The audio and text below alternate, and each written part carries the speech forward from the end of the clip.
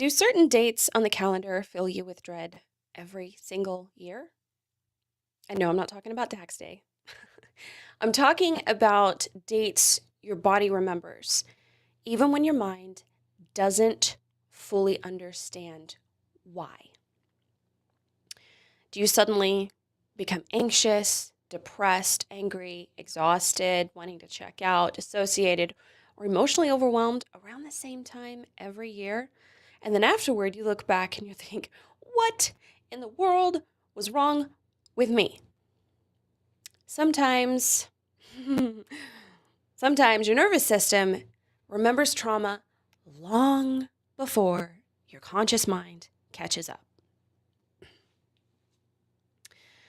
So, I'm talking about trauma anniversary reactions and how how they show up in your life, and we're going to explore that in this video. Um, because the body is an incredible thing that um, helps us in survival situations, and then will cancel out the memories temporarily, just store them in a different location of your brain until you're ready to remember them. But your body sometimes isn't clued in on what the brain has decided to excise. So because memories are stored differently, different memories are stored in different parts of the brain. And especially when you go through something traumatic, that gets disrupted. So stuff is stored wildly different than just regular memory. And so a lot of times the body will keep track of stuff and then remind you around certain dates, hey, by the way, and like you won't even know. You won't even know. So we're going to get into the details of how to recognize the signs um, because, well, this is very relevant for me because I've been processing. I've been in this for a while now, and a lot of dates around the year trigger a lot of things because I've been through a lot of trauma. I was raised in an abusive household, um, raised by at least one parent was a pedophile, um, and was sexually abused by them. Have had 9 different rape and sexual abuse offenders, most of which were family members, and but 2 of them, the only 2 that weren't, went to our church. And there's that memory is what I'm reliving now. That's what my body calls doomsday. And my body starts preparing for June 3rd, doomsday, weeks in advance. It's what's been hitting. And I've been through it enough times to recognize the signs. And I'm like, okay, in my research, I couldn't find hardly any supporting resources for childhood abuse survivors and their traumatic anniversaries. There's a lot for adults or like remembering just like regular traumatic stuff, but not people who've lived through it as a child and then are trying to figure it out as an adult. But go, you know, I've talked to enough survivors to know that they deal with this as well. So, up until I had been safe enough to process the actual trauma that happened, the actual being tied up and raped in the barn, I had simple memories of the day, June 3rd, 2006, specifically. I was 10, almost 11. My oldest sister was getting married. It was the first wedding in the family. I don't think I need to mention that. Anyway,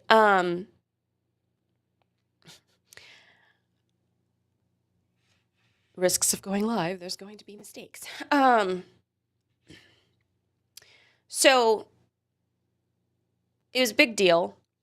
First wedding on our own property. It was very DIY. We were doing all the food. We had lots of people helping. We were doing decorations. It was going to be on the ceremony was going to be at a certain location in the grass. And then the reception was going to be in the front yard where we had more trees and coverage and people could be more in the shade. But the ceremony itself was out in the blazing hot sun. And it was at 1 o'clock. I remember because everybody complained about the heat. We're like, oh, this is the hottest part of the day. And we were out there sitting in the sun for the very longest time. So before then, I was in charge. I had two things I was in charge of. Getting everybody their corsage, which in wedding etiquette, that's basically the grandparents, the parents, and the groom, who all have a corsage. And I don't know all the reasons why that's necessary, just a signifier. I have no idea. So anyway, I was tasked with doing this, and I didn't know my brother-in-law's family members that well. So I was trying to find the grandparents, his grandparents. And so I walked up to this one elderly gentleman, and I said, with long pin in my hand with flowers, and I said, "Are you a grandma or a grandpa?" And I realized after I said grandma, the mistake I had just made. I was trying to identify, are you his grandparents? But I wasn't very well, I didn't communicate very well, for reasons. So anyway, the sister of the offenders, the rapists, actually came and bailed me out, helped me finish the rest of it. And then we had the ceremony, and we were, oh my gosh, everybody got sunburned. Like everybody. It was so hot, one of the groomsmen actually passed out during the ceremony. So that made it kind of momentous too. So then after, right, another big thing was I got to wear this pretty fancy dress, like it made me feel like a princess, and it was like super, super pretty. And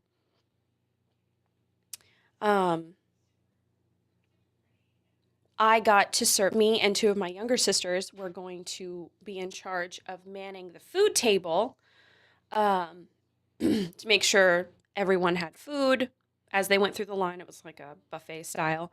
And that was exciting. It made us feel very important.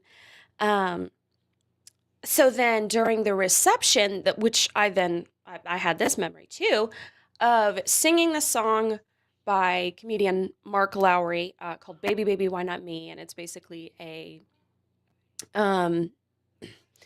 song about, I can't get a woman, so I'll copy King Solomon's lines. Kind of weird for, let's see, a 10-year-old, a 13-year-old. Well, she would have been 14. And, well, I guess the 18-year-old, it wasn't too weird for her.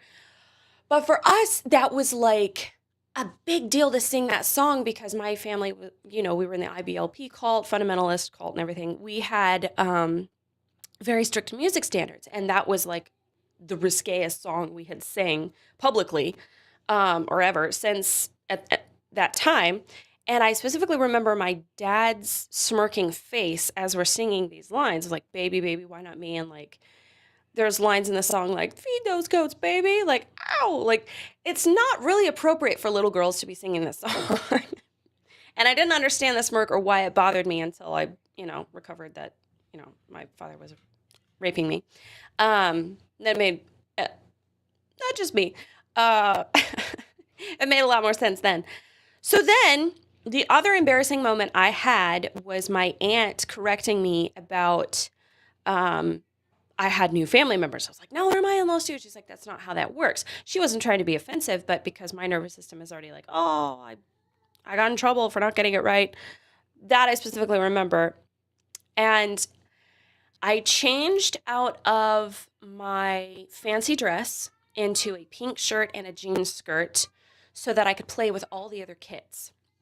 So we had about 150 people there. A lot of these were, family members and also families that we knew and from our church. And at this point, my family was close with another family at our church. And so the boys who had, who did what I'm about to talk about. So we were all playing hide and seek. And the one location I remembered being in was we had gotten 2 porta potties because our house only had 1 bathroom. So if you're going to have 150 guests on your property, you kind of need a couple more toilets than just one, And we were hiding in the porta potty, and I remember it got really hot, and then we were all like laughing, and we're like, what if this tips over? And like that was a thing. And then we got in trouble for playing in the porta potties. So, like, nobody go in the porta potty, nobody hide in the porta potty. So we're still playing hide and seek. And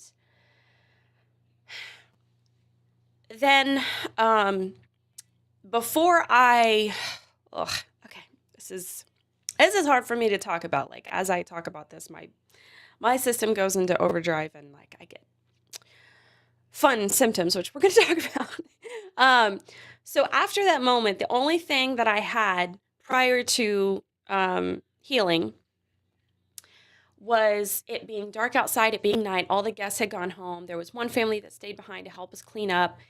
And I was playing with the youngest son. We were throwing leftover chicken salad sandwiches in the road and then laughing as cars ran over them. And then we had blown bubbles to send the couple off instead of throwing rice. And we had a bunch of bottles of bubbles left over. And I was so intent on blowing bubbles on the grass. And I was kind of like checked out just a little bit. And I was like, that's a little weird, but maybe it's just because, it was a big day and all that. And my sister, she was with us, and that's what I had. That's what I had. So then during healing and memory recovery, I got the darker details. And the reason that June is that date is doomsday. So during the hide and seek, okay, this is my body is going into, all right, this is just, okay, we can get through this. I really did want to talk about this because I know this is, other people go through this, and I'm not the only one who experiences this, and it's just difficult. So, during the hide and seek game, two boys who had me and one other person play a game in our clubhouse and practice screaming to see how loud we would scream. It was framed as a game. So that happened before the hide and seek game. And then during that, they're like, hey, do you guys want to come hide with us in the barn? We had a big red barn. And for years, this one section of the barn had always filled me with dread. I hated that side of the barn. It scared me. I didn't like going in there. And I had to when we had animals and everything. And that side of the barn was where the goat milking stand was. And so as we're hiding, they got me and one other girl in there who has helped me confirm that this memory was real as well. The one thing that stood out was they remembered the outfit I was wearing, and I hadn't told anybody that. So the way it was situated, there was like a bigger stall and then the goat milking stand. And so they tied one of us up in the corner and raped the one person on the goat milking stand while forcing us to watch. And so kind of how we were standing was like this. And they used these huge ropes that burned. So it made you feel really itchy. They were like old ropes too. And then they traded, right? The other person would stand in the corner and was forced to watch, them rape us on the milking stand. And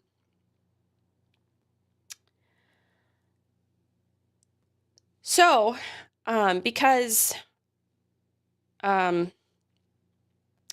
once your body gets used to blocking out traumatic memories, I was raised in a very, very, very traumatic and abusive environment. My body was accustomed to just filing away this kind of information for a long time, and this is real. A lot of people just want to fight back on this one, but if you've been through it, or you're in the middle of it, or trying to figure out what's wrong with you, just know that you're not crazy, and It's real, and your body doesn't forget. So around this time, this is what I get into. I've remembered specific stuff. So I'm going to move on to some of my points. But once I knew this information, my body's reactions started making sense. And once you've done this long enough, you can know when your body's like, hey, yeah, that's what's going on. And one simple line that I really like to keep in mind is the truth will set you free. And usually when I'm on the truth is when this release happens in my brain and my body. It's like, yes, you know this. Thank you for recognizing this so we can move through this. So,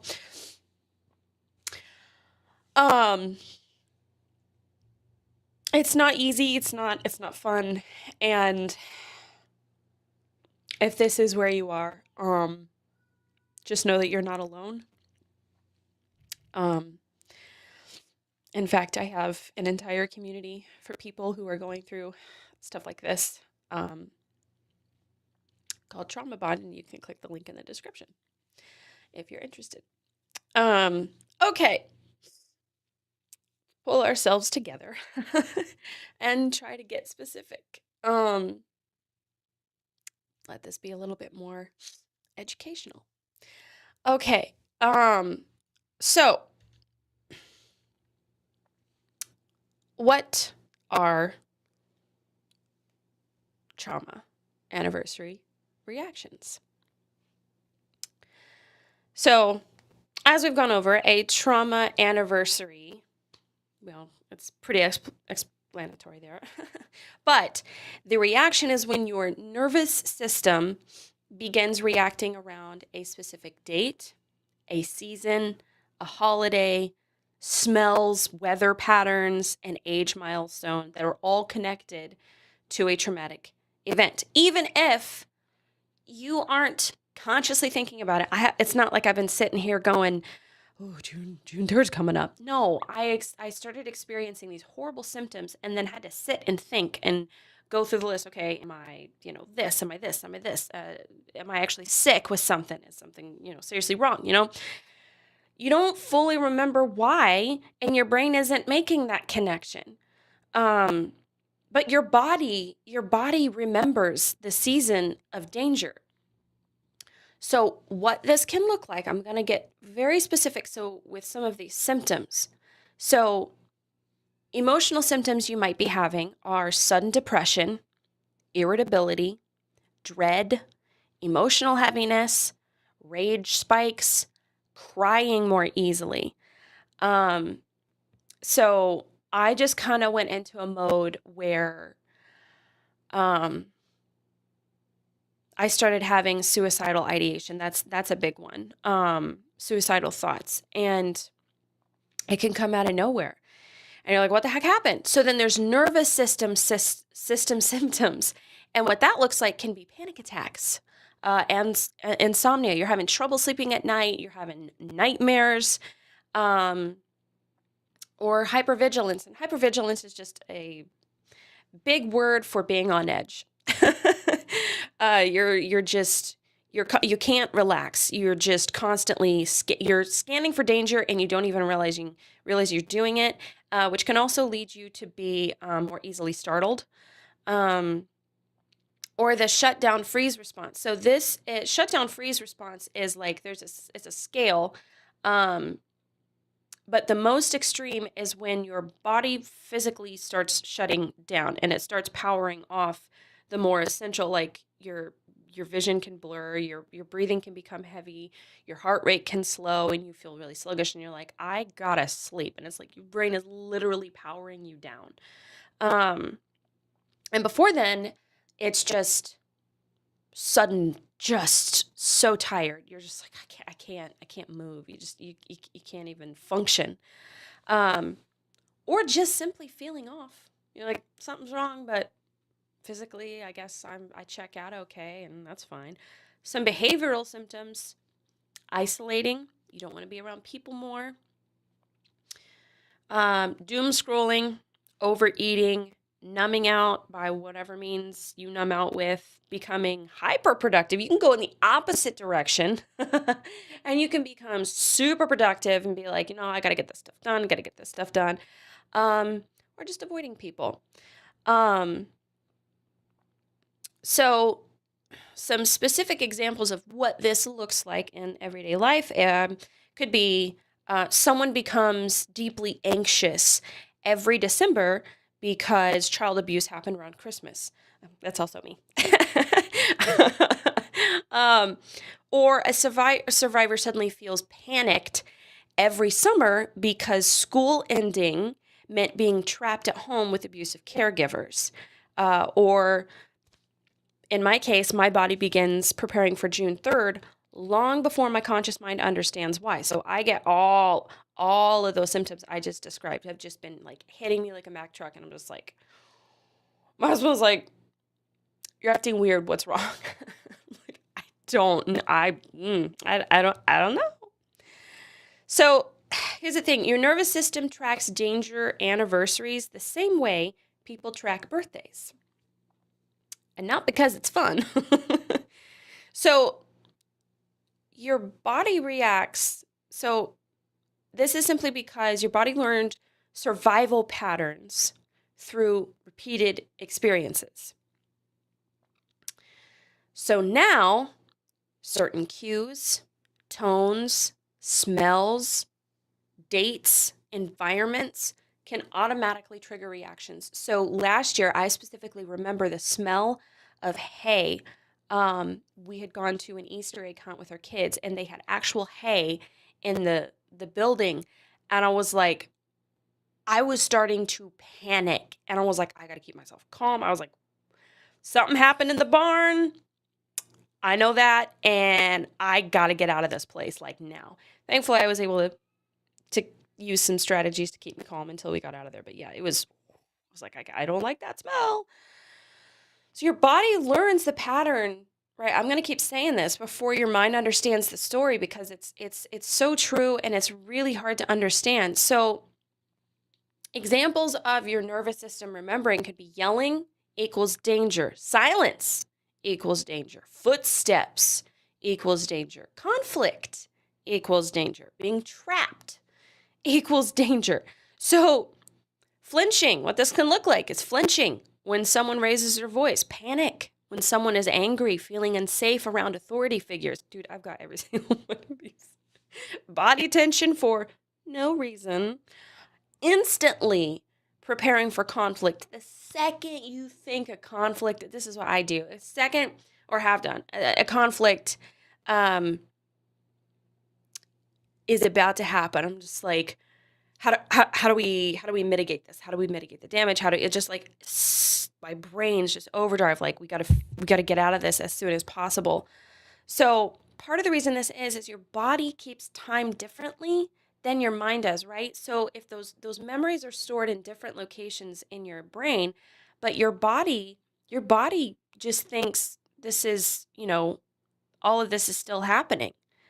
And that's why our brains are so powerful. Like the information you feed it is very important for determining what's going to go on in the rest of you. So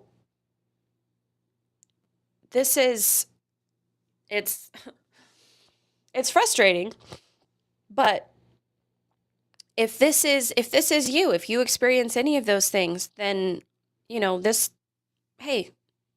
might be for you, and this could be very helpful. And also, this is the kind of thing that we talk about. I mentioned Trauma Bond, my community. We talk about, nervous system healing, triggers, trauma responses, body memory, practical regulation tools. And just a community of other people who've been through this too. Because once you understand why your body reacts the way it does, everything, and I mean everything, starts making way more sense. And you're like, yay. And oh no. Okay. Um, oops. So, can your body actually remember trauma you don't fully remember? This is this is this shouldn't be debatable anymore, but some people still think it is. But I know it's true. There's so much research been done. So I've been talking about the different types of memory. So you've got the implicit memory. You've got that type of long-term memory that influences your behavior, your habits, your skills without requiring any conscious awareness or intentional effort to recall. Like, so you were taught to brush your teeth as a kid, but now you just go pick up your toothbrush, your toothpaste, and brush your teeth. You don't even think about it anymore. Or your body says, "Oh, I'm thirsty," and as a child, you learned those cues, or maybe you didn't learn those cues, and you still struggle to drink water.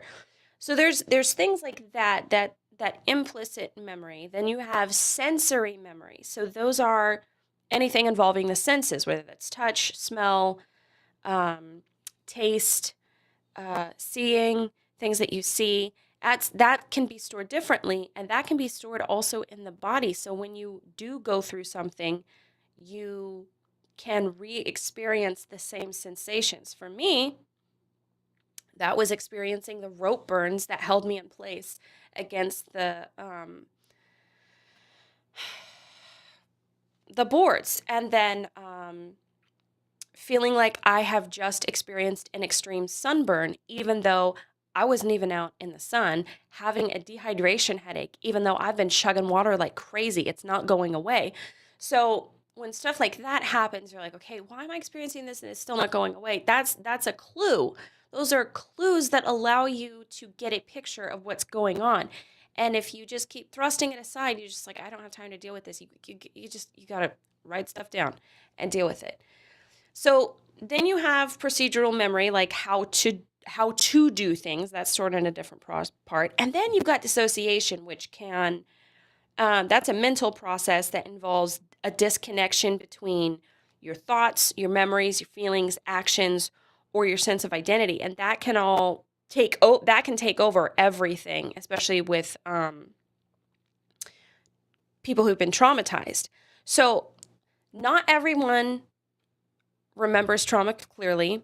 Not everyone remembers it linearly. Linearly? Not everyone remembers it at all. Here's the thing. Healing does not require perfect memory. It doesn't, just so you know.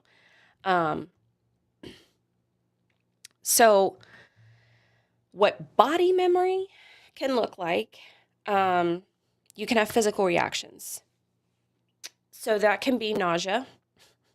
Your chest tightens, you start shaking, you've got stomach pain, you've got pelvic pain, you've got muscle tension, you feel frozen. Other things that can happen, especially if this is a sexually abusive memory and there was, say, penetration, which is in my case, you can actually have pain in your vagina, and it just shows up as like a stabbing pain. You're like, what the heck is this? And then also just the complete feeling of feeling dirty, which I'm going to get into that in a specific point. You can have the sensory reactions, certain smells causing panic. I mentioned the hay, certain songs triggering dread. For me, it was the Baby, Baby, Why Not Me? Textures. Certain textures can cause overwhelm. And so until you connect these pieces, you can feel like you're going crazy and your body's reacting while your mind is like, hey, this doesn't make sense. What are you doing? But the body knows. The body knows. And body memories they're very real, but they're not always perfectly clear or linear. No, literal. I can't. I'm going to make mistakes here because talking about this puts me into feeling like I'm a little kid again. So that's fun.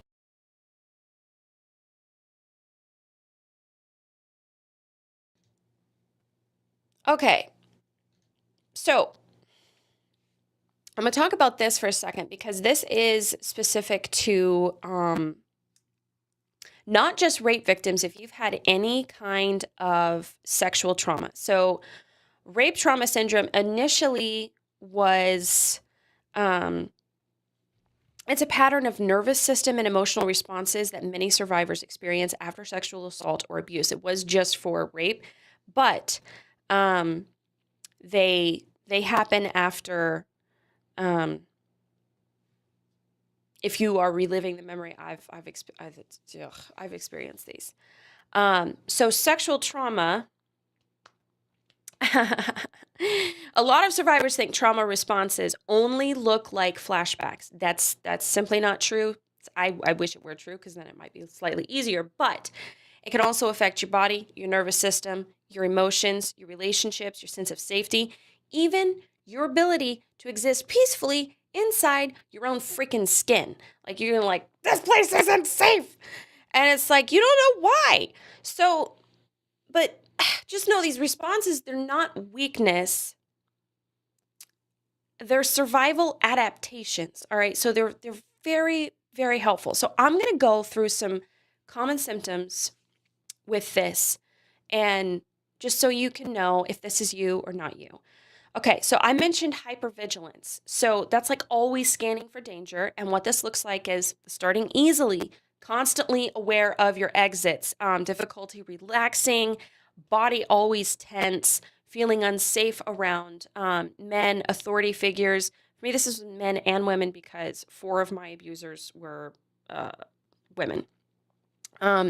Panic when you're alone, or sleeping very lightly. Ugh, sleep habits, man. So some like everyday examples of this could be you're locking the doors repeatedly. You're checking behind you. Oh my gosh, I do that all the time. Panic if someone walks too close, and you need to control your environment. So sometimes why this comes into play is because your body learned that danger can happen suddenly. So you got to be prepared for it. For me, it happened in this specific memory, it was during a game. So playing games can feel dangerous for me. So something else is freeze, shut down. I mentioned that. So that's basically feeling numb or disconnected. And what this looks like is the emotional numbness. That's kind of what I went through. My body was just like, we're not going to experience emotions right now. Dissociation, just feeling like you are disconnected from your reality or feeling like, actually, some of that can be like dizziness. You can feel dizziness with dissociation. Zoning out, feeling detached from your body, memory gaps, even with normal stuff. Regular current memory, you're like, where did I put my keys? The inability to cry. You feel like you want to cry, but you're like, I can't. And feeling dead inside. Like, yeah, it's a corpse in here. Bury me now. So some everyday examples can be staring at walls for long periods, losing time, feeling unreal, going emotionally blank during conflict. And the reason this happens is because your nervous system survives by disconnecting. Because if you're not experiencing what's happening in real time, your body can be like, especially when you're a kid, all right? This is stuff that no child should ever experience, ever. So this is how you get through it. You're just like, I'm not experiencing this now. We're going to deal with this when we know how to experience this and whatever. And then when you're an adult, it's like, hey, you're old enough to deal with this now. So some more things, panic and anxiety, the body acting like the danger is still happening, especially when it's unprocessed. My anniversaries have shrunk a lot, as I have processed through and gotten healing for these specific moments. So certain events don't bother me anymore. I don't have these around certain anniversaries. But the anniversaries during memories and experiences that are still in the process of being healed, yeah, I do. And that's kind of, for me, this is not like hardcore, but this is like, for me personally, this is like my measuring stick for knowing where I need healing. If an anniversary still bothers me, I'm like, yeah, I need some healing here. Because, like I said, I do have some anniversaries um, that aren't a problem. So back to the panic and anxieties, what this can look like, panic attacks, obviously, racing heart, nausea, chest tightness, dread, insomnia, constant adrenaline. So panicking around certain dates, fear in specific locations. If you're just in like, so for me, being in a barn makes me feel freaked out right now for obvious reasons. Or your body freaking out for no reason. So your nervous system may still be reacting to a threat your conscious mind is trying to move past. So again, if you're still dealing with this, that means your body has not healed, has not moved on. It's like, hey, this could still happen again at any moment. So then those body memories. So when your body remembers, it can look like pelvic pain, especially if you were sexually, like this is specific for sexual abuse. Nausea, body tension, physical reactions during triggers, sexual pain and discomfort. Ugh, has that been a problem? It's so annoying because I'm like, yeah, this wasn't a problem last week, and all of a sudden, hello, shaking, just shaking, feeling frozen. So examples: your body reacting during intimacy while you're having sex, or panic during medical exams, and strong reactions to smells, sounds, and textures. So it's not, it can be very frustrating and you can feel like you're losing your mind. So some more emotional stuff. And this is something that's popped up. You can just start to feel like it was somehow your fault. So that shame and self-blame. And what that looks like is intense shame. At times I have felt in the healing process, I have felt like my shame was so strong, I felt like it was a cloak and people could see it. And that made me, I felt dirty. When the initial, recovery happened, I felt so dirty inside. I was like, if I could just take soap and wash the inside of my body out, that would be great. Self-hatred, minimizing what happened, comparing your trauma. So finding out and be like, well, it wasn't that bad. I guess I'm okay. Feeling weak physically, feeling weak mentally. You're just like, I'm such a weak person. So common survivor thoughts are, maybe I was overreacting. Maybe I overreacted. Maybe it wasn't that bad. I should have stopped it. Why didn't I fight harder? This is very common for people who went into what's called the freeze response, where your body prepares itself to just let what's happening happen. When you realize that you cannot fight, you realize you cannot run. Being nice to the person, the fawn response, people pleasing, those responses did not work. And so now you just have to basically lay there and take it.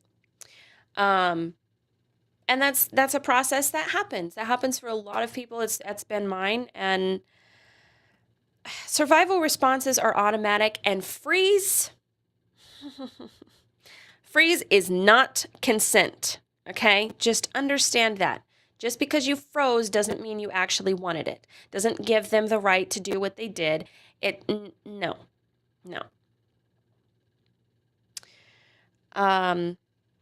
So along with, this is all under rape trauma syndrome, by the way. Or yeah, we're just going to call that because you can find information on how to help for that one. Relationship and trust difficulties. So trauma changes your attachment, and what that looks like is fear of intimacy, pushing people away, clinging to unsafe people, your fear of vulnerability, difficulty trusting, and people pleasing.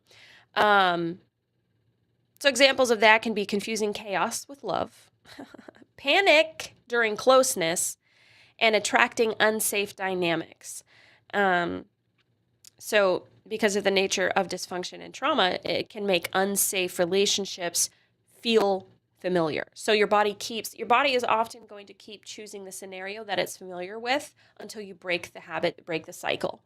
So that's why people who've been abused in childhood are often repeatedly abused and will choose abusive partners. Accidentally, it's not a choice. It's not like they're like, "Oh, you're abusive.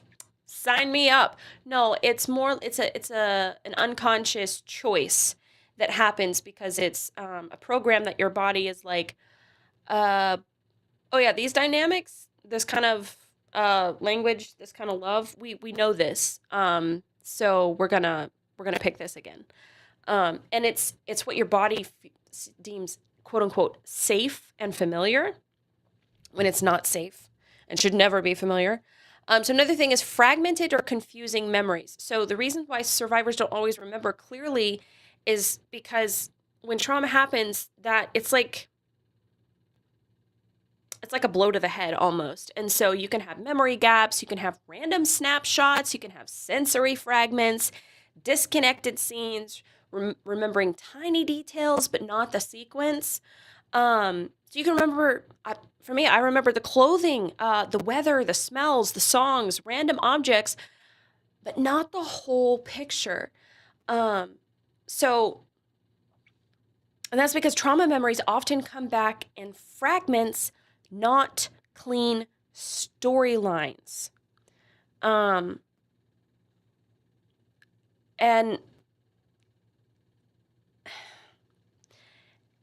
it's very annoying, but it can be worked through. And it's, yeah, you'll get through it. Okay.